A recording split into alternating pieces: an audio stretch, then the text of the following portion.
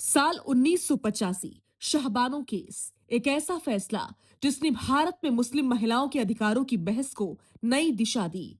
इस मामले पर बनी फिल्में और डॉक्यूमेंट्रीज जो शाहबानो के संघर्ष गाथा को सामने लाती हैं, अक्सर यही सवाल उठाती हैं कि एक महिला को न्याय दिलाने में इतनी मुश्किलें क्यों आती हैं। और आज लगभग 4 दशक बाद उसी बहस का एक नया अध्याय तलाक हसन के रूप में सुप्रीम कोर्ट में खुला है। तो आज समझते हैं इस्लाम में तलाक की वे पारंपरिक प्रणाली जिसकी 5 तरीके हैं और जिनमें से एक आज सबसे बड़ा विवाद बना हुआ है। सबसे पहले तलाक एहसन। इसमें पति सिर्फ एक बार तलाक कहता है और शुरू होती है 3 महीनों की इद्दत। अगर इस दरमियान सुलह हो जाए तो तलाक अपने आप निरस्त। दूसरा तरीका तलाक हसन। ये वही तरीका है जिस पर इस समय बहस हो रही है। इसमें पति 3 महीनों तक हर महीने एक एक बार तलाक कहता है। पहले 2 तलाक वापस लिए जा सकते हैं, लेकिन तीसरी बार कहा गया तलाक अंतिम माना जाता है। यही वजह है कि इसे लेकर समानता प्रक्रिया और महिला अधिकारों पर गंभीर सवाल उठते हैं। तीसरी पद्धति तलाक बिद्दत यानी एक साथ 3 तलाक। भारत में यह तरीका अब असंवैधानिक है और स्वीकार्य नहीं है। चौथी पद्धति खुला।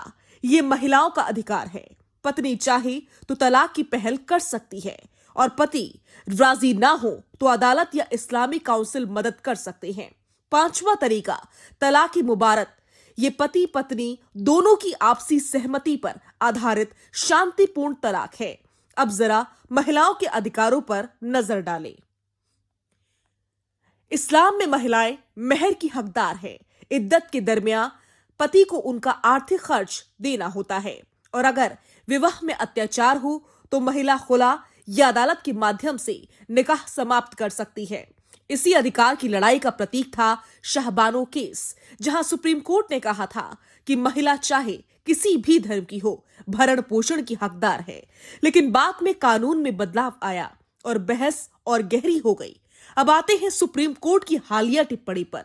तलाक हसन के मामले में कोर्ट ने साफ कहा तलाकनामा पति के हस्ताक्षर से ही मान्य होगा। वकील या तीसरा व्यक्ति तलाकनामा नहीं भेज सकता और अगर किसी धार्मिक प्रथा में भेदभाव की आशंका है तो न्यायपालिका का हस्तक्षेप जरूरी है। तो कुल मिलाकर ये बहस सिर्फ धार्मिक परंपरा की नहीं, ये महिलाओं की सुरक्षा, सम्मान और न्याय की भी बहस है। सवाल यही, क्या धार्मिक परंपराओं और आधुनिक न्याय व्यवस्था के बीच संतुलन संभव है?